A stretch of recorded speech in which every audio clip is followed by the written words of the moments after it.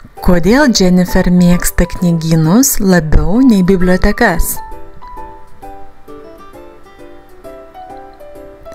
Jennifer labai patinka skaityti, todėl paprastai leidžia laisvalaikį įvairiuose knygynuose. Kodėl ne bibliotekose? Nors bibliotekose taip pat daug knygų ir visas galima skaityti nemokamai, tačiau jai ten šiek tiek per tylu. Jennifer mano, kad bibliotekoje sunku rasti naujų draugų, nes negalima garsiai kalbėti.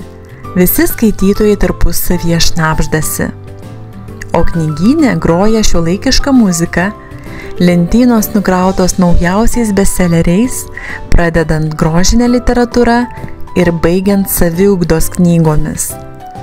Taip pat knygynuose galima užsisakyti kavos, arbatos, šviežiai spaustų sulčių, pieno kokteilių, užkąsti įvairių sumuštinių. Jeigu nuobodu sėdėti vienai, labai lengva bendrauti su kitais knygynų lankytojais, nes galima garsiai kalbėtis ir netgi juoktis. Niekas dėl to nesupyks.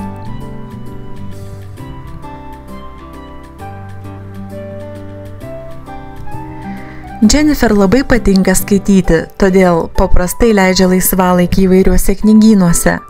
Kodėl ne bibliotekose?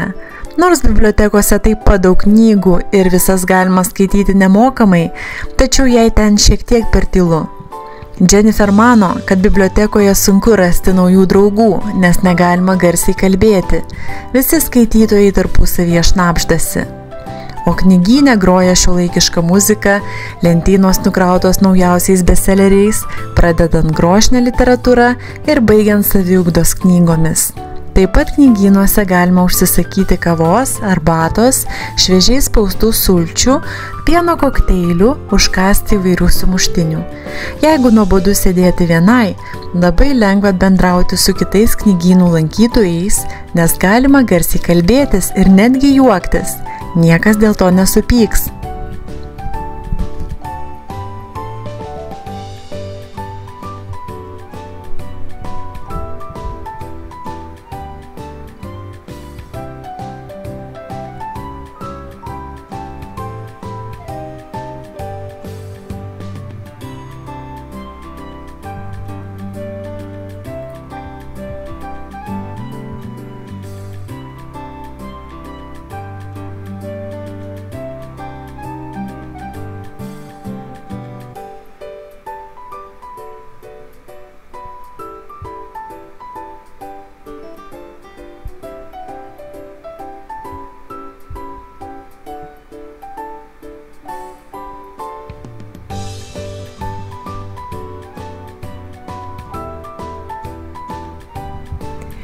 Kodėl Jennifer nelabai patinka leisti laisvalaikį bibliotekose?